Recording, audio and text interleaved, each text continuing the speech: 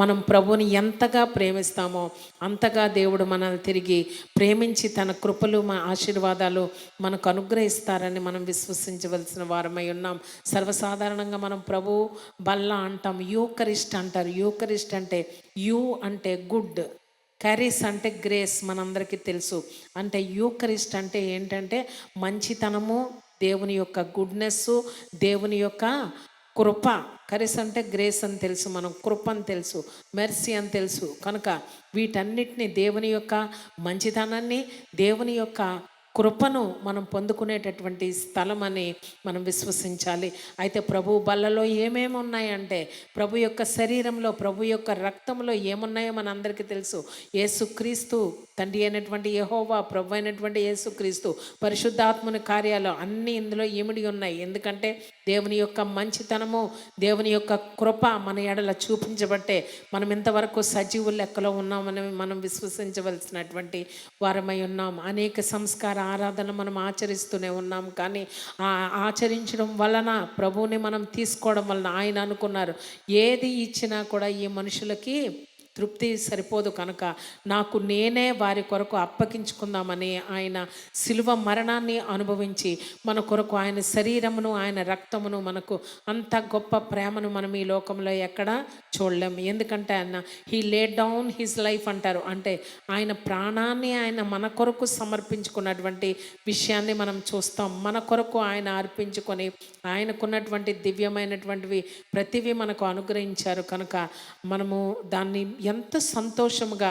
దేవుని యొక్క శరీరమును, దేవుని యొక్క రక్తాన్ని మనము తీసుకొనవలసినటువంటి వారమై ఉన్నాము. ఒక్కసారి మనం మార్కు సువార్త 14వ అధ్యాయము 13 నుండి 15 వచనాలు మనం చదువుకుందాం. బైబిల్ గ్రంథం అంతట్లో గొప్ప అమూల్యమైనటువంటి సెంటెన్సెస్ మనం చూస్తాం.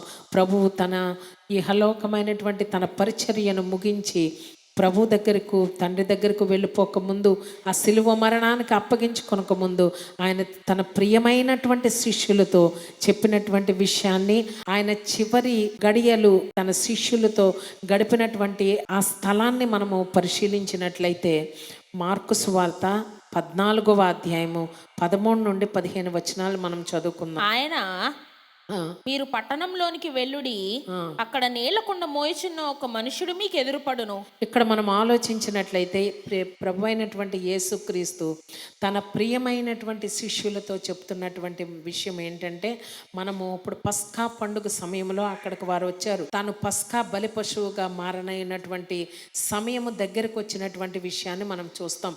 ఇప్పుడు ఆయన తన ప్రియమైనటువంటి శిష్యులతో చెప్తున్నటువంటి మాటలు ఏమిటంటే, మీరు పట్టణంలోనికి వెళ్ళుడి, అక్కడ నీళ్లకుండ మోయిచున్న ఒక మనుషుడు మీకు ఎదురుపడును. కొండ మోయిచున్న ఒక మనుష్యుడు మీకు ఎదురుపడును.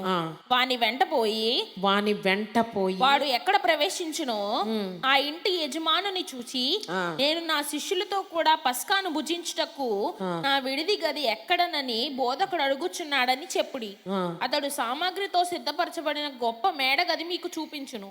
అక్కడ మన కొరకు సిద్ధపరచుడని చెప్పి తన శిష్యులలో 2 పంపెను. శిష్యులు వెళ్ళి పట్టణంలోనికి వచ్చి ఆయన వారితో చెప్పినట్టు కనుగొని పస్కాను సిద్ధపరిచిరి. దేవుని పరిశుద్ధ నామమునకు మహిమ కలుగును గాక.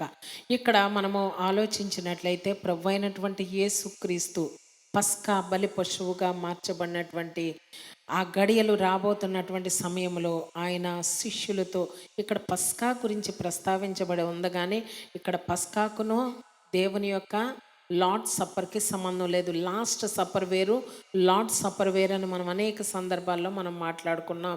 అయితే ప్రభు అయినటువంటి యేసుక్రీస్తు తన యొక్క హృదయంలో ఉన్నటువంటి సీక్రెట్స్ అన్నిటినీ కూడా తన శిష్యులతో ఆయన పాండర్ చేయట కొరకు ఆయన ఒక మేడ గదిని సిద్ధపరిచినటువంటి విషయాన్ని మనం చూస్తాం.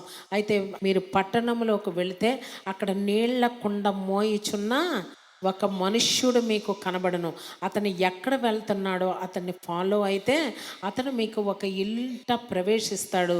ఆ ఇంట మీరు ప్రవేశించి పస్కాను సిద్ధపరచుడు. దీని యొక్క ఆత్మీయార్థం మనం చూసినట్లయితే, అక్కడ ఒక మనుష్యుడు, నీళ్ల కుండ మోయిచున్నటువంటి ఒక మనుష్యుడు. నీళ్ల కుండ అంటే నీళ్లు దేనికి సాదృశ్యం అంటే దేవుని యొక్క వాక్యానికి సాదృశ్యం అనేటటువంటి విషయము మనందరికీ తెలిసినటువంటిదే. ప్రభు అయినటువంటి యేసుక్రీస్తు ఇక్కడ చెప్పినటువంటి విషయం ఏంటంటే, మీరు ఆ ఇంట ప్రవేశించినప్పుడు అతన్ని ఏం అడగమని చెప్పారో ఒకసారి చూడండి. నేను నా శిష్యులతో కూడా పస్కాను భుజించుటకు నా విడిది గది ఎక్కడ విడిది గది ఎక్కడ అని బోధకుడు అడుగుచున్నాడని చెప్పుడి. ఇక్కడ మనం ఆలోచించినట్లయితే ఆయన అడిగింది ఏంటంటే గెస్ట్ ఛాంబర్ అని ఉంటుంది. అంటే విడిది గది అంటే గెస్ట్లకి ఒక రూమ్ అంటూ ఉంటుంది. మన ఇండ్లలో కూడా మన బెడ్రూమ్స్ ఉంటాయి, మన లివింగ్ రూమ్స్ ఉంటాయి, మన కిచెన్ ఉంటుంది, మన డైనింగ్ రూమ్ ఉంటుంది, మన యూటిలిటీ ప్లేస్ ఉంటుంది. అయితే గెస్ట్లకు కూడా ఒక గెస్ట్ రూమ్ అనేది ఉంటుంది కొంతమంది ఇళ్లలో. ఇక్కడ మనం ఆలోచించినట్లయితే ఆ గెస్ట్ ఛాంబర్ ఎక్కడుంది, ఆ గెస్ట్ రూమ్ ఎక్కడుంది అని అడగండి చాలు అని చెప్తే ఆయన ఏమి సిద్ధపరిచాడంట, బాగా సామాగ్రితో సిద్ధపరచబడిన గొప్ప మేడ గదిని చూపించాడు. ఆ గొప్ప మేడ గది ఎలాగుందంట, సిద్ధపరచబడి సామాగ్రితో. అక్కడ సిద్ధపరచబడినటువంటి మేడ గది దేనికి సాదృశ్యం అంటే ఫినిష్డ్ వర్క్ ఆఫ్ ద క్రాస్కి సాదృశ్యమై ఉన్నది. Finished work of the cross అంటే సిలువలో ఆయన మరణించుట ద్వారా సిలువ మరణం యొక్క సిలువ విలువలు మనకు అక్కడ మనం ఆలోచించవలసినటువంటి వారమై ఉన్నాం. సిలువ మరణం అంటే సిలువలో మనకి ఏమేమి లభించినవంటే ఆరోగ్యము, స్వస్థత, విమోచన, రక్షణ, అవన్నీ కూడా సాల్వేషన్ ప్యాకేజ్లో మనకు అమర్చబడి ఉన్నాయి సిలువలో. అలాగే ఇక్కడ ఈ యొక్క మేడగదిలో ఏమున్నాయంటే క్రీస్తు finished work of the cross అన్ని సిద్ధపరచబడిన గొప్ప మేడగదిని అతను చూపిస్తే అక్కడ వారు పస్కాను సిద్ధపరిచినటువంటి విషయాన్ని మనం ఇక్కడ చూస్తాం. అయితే మనం ఈ సంస్కార ఆరాధన ఎందుకు ఆచరించాలంటే ప్రభువుని మనం ఆచరించాలి. ఎందుకు ప్రభువును మనం ఆచరించాలి, ఏమి ఆచరించాలంటే సర్వసాధారణంగా మనకి ఇష్టమైనటువంటి వారు మరణించారనుకోండి, వారి ఫోటో మన దగ్గర ఉందనుకోండి, మనం ఏం చేస్తాం చెప్పండి, ఆ ఫోటోని ఎన్నిసార్లు చూస్తాం చెప్పండి. Number of time. నీ మనసు ఎప్పుడు బాధ కలిగినా, నీ మనసులో ఎప్పుడు సంతోషం కలిగినా, నీ మనసుకి ఎప్పుడు చూడాలనుకున్నా ఆ ఫోటోని వెరీ ఆఫెన్ మనం తీసి అది చూసి మళ్ళీ పెట్టేస్తూ ఉంటాం. అలా కానీ దేవుని యొక్క సంస్కార ఆరాధన అంటే ప్రభు యొక్క శరీరమును, ప్రభు యొక్క రక్తమును మనం ఎందుకు తీసుకోవాలంటే నన్ను జ్ఞాపకము చేసుకొంటకు దీనిని చేయడి. మట్టి కుండలో నీళ్లు మోయిచున్నటువంటి ఒక మనుష్యుడు మీకు కనబడతాడు. అంటే దీని గురించి మనం ఆలోచించినట్లయితే మట్టి కుండలో నీళ్లు మోయిచున్నటువంటి, మట్టి కుండ అంటే ఒక ఎర్తన్ వెసల్ అని తెలుసు, మట్టి పాత్ర అనే విషయం తెలుసు. నీళ్లు మోసేటటువంటి ఆ కంటైనర్లు, అందులో ఏముందంటే నీళ్లు ఉన్నటువంటి విషయాన్ని మనం చూస్తాం. అలాగే మనం ఇక్కడ ఆలోచించుకుని దాన్ని మనం కొంచెం డీప్గా వెళ్ళినట్లయితే వాక్యముతో నిండి ఉన్నటువంటి ఒక మనుష్యుడు అంటే ఒక మినిస్ట్రీ అయినప్పటికీ దేవుని యొక్క వాక్యముతో నింపబడి ఉన్నటువంటి ఆ కుండలో, ఆ వెసల్లో, లేకపోతే ఆ ఎత్తన్న పాత్రలో ఏదైతే వాక్యముతో నింపబడి నీటితో నింపబడి మోయిచున్నటువంటి ఒక మనుష్యుడు మీకు కనబడితే అతన్ని మీరు వెంబడించాలి. అనేక సందర్భాల్లో మీకు ఇప్పటికి కూడా నేను తెలియజేస్తున్నాను, మీ హృదయానికి, మీ ఆత్మకు, లేకపోతే మీ యొక్క సమస్త విధములైన ఏరియాస్ ఆఫ్ యువర్ లైఫ్, అది మీకు ఎక్కడైతే మీకు వాక్యం సాటిస్ఫాక్టరీగా ఉందో, ఆ వాక్యం ఎక్కువగా విత్తబడుచున్నదో, ఆ వాక్యం మోయబడుచున్న కొండ యొద్దకు ఆ మనుష్యుని వెంబడించాలంటే ఆ మినిస్ట్రీని మనం వెంబడించాలి. దేవుని పరిశుద్ధ నామమునకు మహిమ కలుగునుగా. ఆ మినిస్ట్రీ అంటే మీరు అనుకోవచ్చు ప్రేయర్ హౌస్ను వెంబడించాలండి. అనేకమైనటువంటి మినిస్ట్రీస్ లోకంలో ఉన్నాయి, నీకు ఇష్టమైన చోట నువ్వు వెంబడించవచ్చు. కానీ నీళ్ల కుండ మోయిచున్న మనుష్యుని మాత్రం మీరు జ్ఞాపకం చేసుకునవలసినటువంటి వారమై ఉన్నాం. అన్ని మినిస్ట్రీస్ దేవునివే, అన్ని చోట్ల జరిగే సంస్కారం కూడా వాళ్ళెవ్వరూ ఆ సేవకుల యొక్క శరీరమును, సేవకుని యొక్క రక్తాన్ని ఎవరైనా దేని గురించి ఇస్తారంటే ప్రభు యొక్క శరీరమును, ప్రభు యొక్క రక్తమును అని ఆలోచించి వారు కూడా ప్రిపేర్ అయ్యే ప్రజలందరికీ అందిస్తారు. ప్రతి సంఘాలు అంతే. డినామినేషన్స్ అన్నాయి మనం పెట్టుకున్నాం, కానీ దేవుని దగ్గర డినామినేషన్స్ లేరు. ఎవరైతే దేవుని చిత్త ప్రకారంగా నడవబడతారో వాళ్ళందరూ కూడా ఒక సంఘముగా ఎత్తబడతారన్న విషయం మన అందరికీ తెలిసినటువంటిదే. అయితే మనం వెంబడించేటటువంటి వారు, ఫర్ ఎగ్జాంపుల్ మనం ఆలోచించినట్లయితే ఒక మెడికల్ షాప్లో మనకు కావాల్సినవి ఏంటి అంటే అతను చేసే విధానాలు, అతను ఇచ్చే విధానాలు, వెళ్తే తొందరగా ఇస్తాడు, మనకు మంచి మెడిసిన్ అంటే మెడిసిన్ తీసుకునే చోటు మనం చూసుకుంటాం. ఒక డాక్టర్ దగ్గరికి వెళ్ళాలంటే లోకంలో ఎన్నో మంది డాక్టర్లు ఉన్నారు, ఎంతోమంది డాక్టర్స్ ఉన్నారు. అయితే ఫలానా డాక్టర్ దగ్గరికి వెళ్తే ఆయన హస్తవాసం మంచిదండి అనో, లేకపోతే ఆయన దగ్గరికి వెళ్తే నాకు స్వస్థత కలుగుతుందనండి, నాకు పూర్తిగా నమ్మకం ఉందండి, నువ్వు ఒక డాక్టర్ని నమ్మి నువ్వు వెళ్తావు. అలాగే దేవుని యొక్క ఆత్మ సంబంధమైన విషయానికి వస్తే ఒక సంఘాన్ని నమ్ముకున్నవాడు ధన్యుడు. అక్కడ నీళ్ళ కుండ లోపల ఉన్నటువంటివి నీళ్లు, అందులో నీళ్లు తప్ప అందులో కాస్ట్లీ మెటీరియల్ ఏమీ లేదు. అయితే ఆ నీరు ఏం చేస్తుందంటే ప్రతి విశ్వాసిని కడిగి శుభ్రపరుస్తుంది.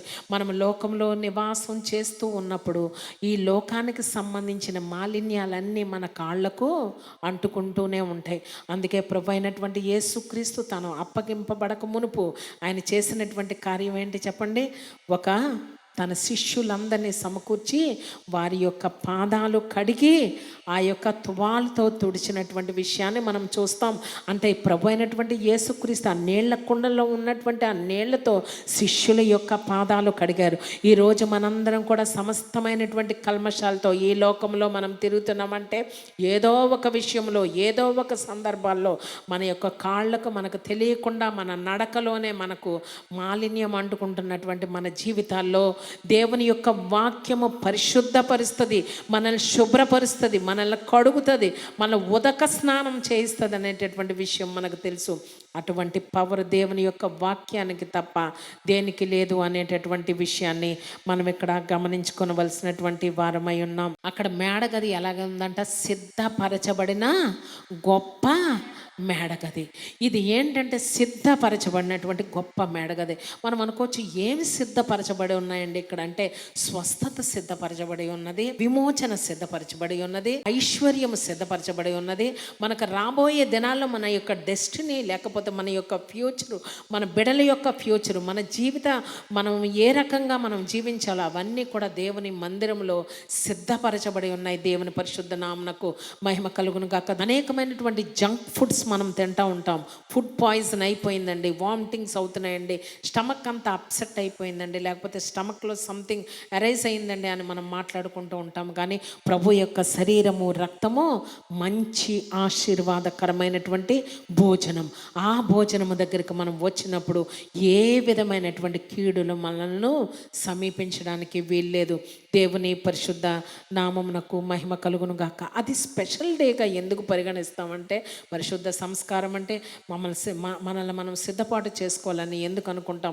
ఎందుకు స్పెషల్ డే అని మనము ఆలోచిస్తామంటే, ప్రభువు తన హృదయంలో ఉండేటటువంటి విషయాలన్నీ తన శిష్యులతో చెప్పడానికే ఆయన ఆ ఏర్పాటు చేశారంట. దేవుని పరిశుద్ధ నామమునకు మహిమ కలుగును గాక. ఈరోజు మనం ప్రభు యొక్క శరీరమును, రక్తమును పాలు పంచుకోవడానికి దేవుని యొక్క సన్నిధిలో మనం చేరి ఉన్నామంటే, ప్రభు తన హృదయాంతరంగంలో ఉన్న వాటన్నిటినీ ఆ వాక్య రూపము ద్వారా మనకు తెలియచేసినప్పుడు అందులో ఏది మంచిదో, ఏది చెడో, ఏ డైరెక్షన్ వెళ్ళాలో, ఏ డైరెక్షన్ వెళ్ళకూడదో, ఎవరిని నమ్ముకోవాలో, ఎవరిని నమ్ముకోకూడదో, లేకపోతే ఎలాగ మినిస్ట్రీతో అటాచ్ అయి ఉండాలో అవన్నీ మనం తెలుసుకునేటానికి ప్రభు ఇచ్చినటువంటి గొప్ప అవకాశం అనేటటువంటి విషయాన్ని మనము ఆలోచించవలసినటువంటి వారమై ఉన్నాం. ఆయన రక్తము కడుగలేని పాపం అంటూ లేదు. నీ జీవితంలో ఎంత పెద్ద భారమైనటువంటి సమస్య ఉందండి అని నువ్వు చెప్పవనుకో, సమస్యలు ఉంటాయి, ప్రతి మనిషికి ఉంటాయి, సేవకుడికి ఉంటాయి, విశ్వాసులకు ఉంటాయి. కానీ యేసు యొక్క వాక్యము, యేసు యొక్క రక్తము, యేసు యొక్క నామము పడద్రోయలేనంత దుర్గమేది మనకు లేదు. దేవుని పరిశుద్ధ నామమునకు మహిమ కలుగునుగాక. ఎందుకంటే ప్రభు మనందరి జీవితాల్లో ఆయన సీక్రెట్స్, సియోను కొండ లేకపోతే దేవుని యొక్క మందిరంలో మనకు సమస్తమైనటువంటి ఫేవర్స్, బ్లెస్సింగ్స్ దొరుకుతున్నటువంటి విషయాన్ని మనం చూస్తాం. అయితే ఇది ఎక్కడ ఉంది ఈ సియోను కొండ అంటే, మౌంట్ మోరియాయే హైయెస్ట్, అంటే దాని మీద ఇంకా హయ్యెస్ట్గా సియోను కొండ, అటువంటి ప్రదేశానికి మనం వచ్చాం. దేవుని యొక్క శరీరమును, రక్తమును తీసుకోవడానికి ఆ ప్రదేశానికి వచ్చాము అంటే దాని అర్థం ఏంటంటే something especially for my family అనుకోండి. దేవుని పరిశుద్ధ నామమునకు మహిమ కలుగును గాక. ఈరోజు నేను ఈ యొక్క సంస్కార ఆరాధన తీసుకోవడం వలన స్పెషల్గా నా ఫ్యామిలీ కొరకే. ఎంతమంది అనుకుంటున్నారు అన్నమాట? మనందరికీ అని పాస్టర్ గారు అంటారు, పర్వాలేదు, కానీ especially for my family. Especially for my family, especially for my life అనుకోండి. అనుకున్నట్లయితే ప్రభు నీ జీవితంలో ఏదైతే కోల్పోయావో వాటన్నిటినీ అనుగ్రహించేటటువంటి పరిశుద్ధమైనటువంటి దేవుడు మనకున్నాడు. నీళ్లకుండా మోయిచున్నటువంటి మనుష్యుడు అంటే అక్కడ మనం ఆలోచించినట్లయితే ఒక ఎర్త్ అండ్ వెసల్లో లివింగ్ వాటర్ ఉంది. ఇప్పుడు ఇక్కడ జీవజలాలు ఉన్నాయని ఎంతమంది నమ్ముతారు చెప్పండి? మీరు అనాలోచనగా ప్రభు యొక్క శరీరమును, ప్రభు యొక్క రక్తం తీసుకుంటే ఏంటంటే ప్రయోజనం అంటే మీకు ఏం ప్రయోజనం ఉండదు.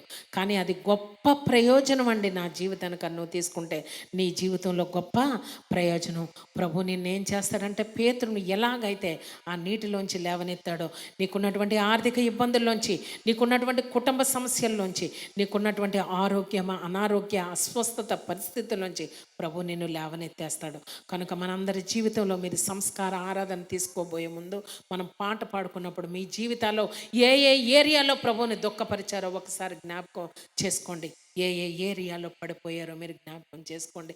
ఏ ఏ పరిస్థితుల్లోకి మీ చేతులు చెయ్యకుండా పనులు చేసినాయో జ్ఞాపకం చేసుకోండి.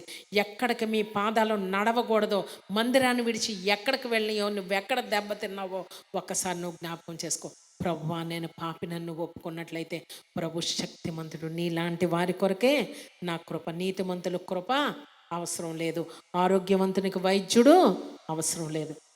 నేను కృప ఇచ్చేది, నా యొక్క గ్రేస్ చూపించేది, నా యొక్క మెర్సీ చూపించేది, నా యొక్క గుడ్నెస్ చూపించేది ఎవరికంటే ఫెయిల్ అయిపోతున్న వారి కొరకే. ఎవరైతే పడిపోయినటువంటి వారికే. యూదుడని లేదు, గ్రీసు దేశస్థుడని లేదు, పురుషుడని లేదు, స్త్రీ అనేది లేదు, నేషన్స్ ఏమైనా పర్వాలేదు. కానీ నేను ప్రతి ఒక్క మనిషి కొరకు చనిపోయాను కనుక ప్రతి ఒక్క మనిషికి కూడా నా సమృద్ధి జీవాన్ని ఇస్తానని ప్రభు చెప్తున్నారు. కనుక ఈ సంస్కార ఆరాధన ద్వారా ప్రతి కుటుంబమును ప్రభు ఆశీర్వదించును గాక.